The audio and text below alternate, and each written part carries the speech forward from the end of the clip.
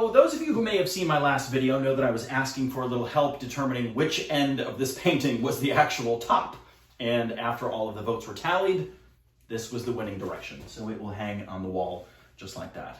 I think it's one of my favorite pieces I've ever made, honestly.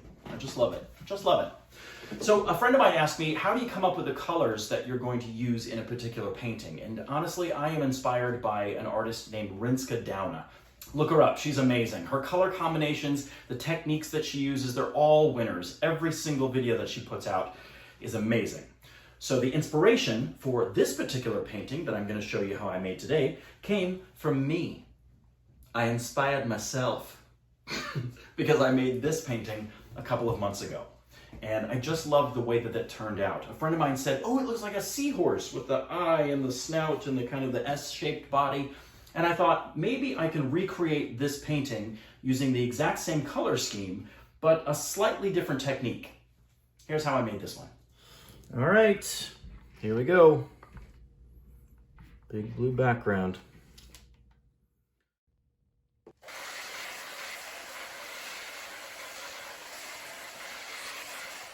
And cover the edges and the corners. Especially with this blue paint, because you can see the stark white canvas underneath if you don't actually go through the effort of covering up all of your sides and corners. That's a lot of blue. Lots of air bubbles, so I'm going to go ahead and pop those now. All right. Here we go. Let's layer in our paints. Here's the red. See how it comes out. So a little off center. There we go. That's good. It's very Superman-ish right now. And this black I had left over from the other day. And the yellow. And this light gold. A lot of that in there. A little bit of white down top. Oops. There was a whole lot of white right there.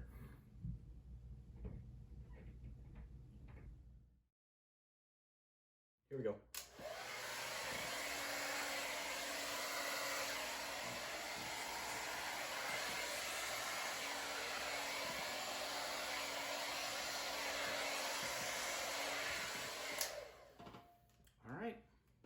I'm actually going to try something just a little bit different and not use the hairdryer and see if I can actually manipulate the paint. If it goes badly, then I'm going to change my mind halfway through and I'll blow it around with a hairdryer. But I'm going to give it a shot just to see what I can get by just blowing it, not using the hairdryer to do this.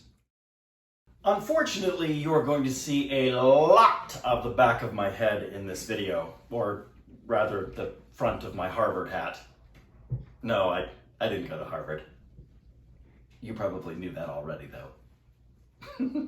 Pop some air bubbles. Big one's popped up there. Sometimes when you put the paint on the canvas and you manipulate it around, you're not exactly happy with the composition or the way the pops of color appear on that canvas. So you decide to add more color to see if you can create something a little bit more interesting.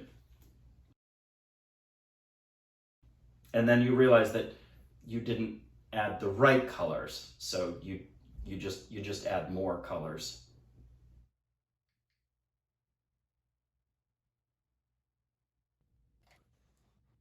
Wow. Wow, that I love. That I love.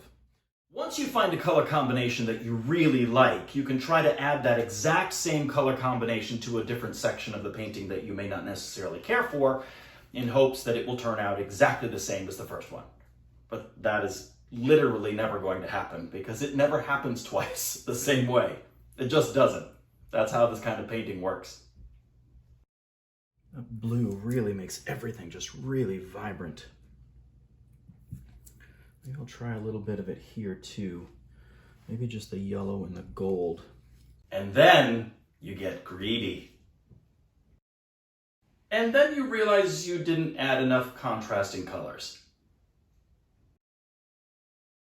and then more color. And just a little black. And then you realize that you've made a terrible mistake and you've flown too close to the sun. So you add more color. And then you realize you hate it. So you scrape it. And then hope that you can fix the mess that you just made.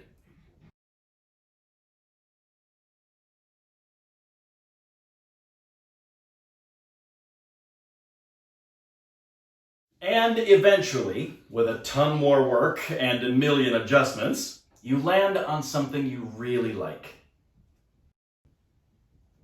Or at least you thought you did.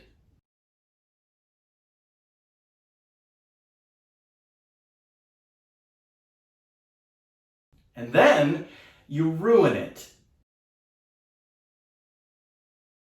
So you scrape it again, with the full determination that you are going to make something in this section that you really like.